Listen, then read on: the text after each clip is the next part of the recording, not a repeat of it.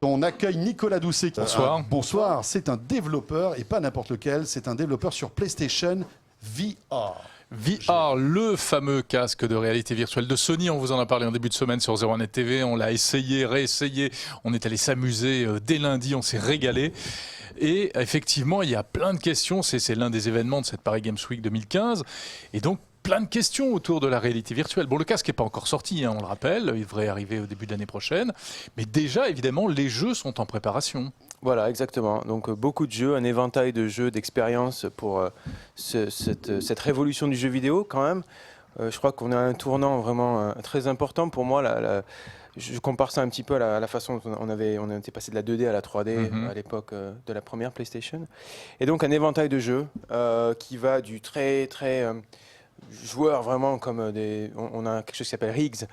Un combat de mecs en fait en ligne, donc qui est vraiment très assez core gamer. Musclé. Ouais, viril. Voilà, exactement. Avec au milieu des expériences un petit peu plus. C'est bon en même temps. Hein. Ah, c'est vraiment oui, pour survivre ça défaut.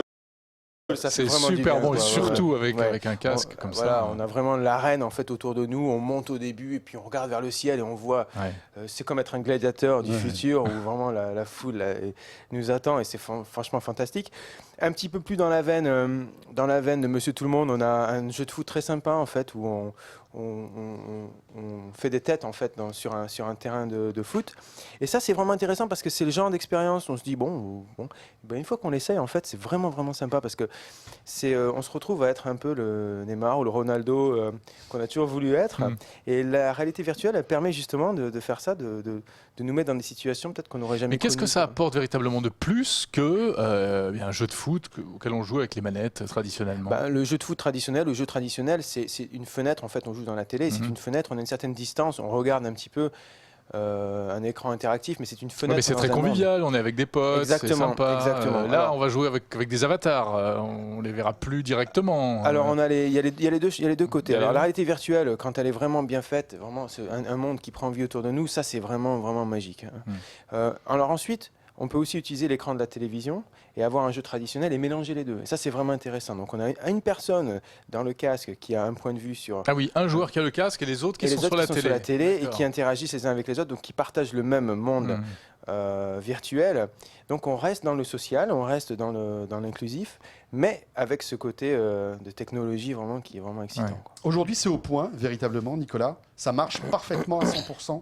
Alors, est-ce qu'il y a encore des petits réglages à faire? Il y a toujours plus ou moins ce genre de technologie de toute façon s'améliore au fil du temps, mais vraiment pour la première fois, parce que la réalité virtuelle en fait elle revient tous les 15 ans. Oui, voilà. C'est dingue. Et c'est la première fois en fait que tout est aligné vraiment. On a d'un côté, on a les puissances de calcul des machines qui sont prêtes.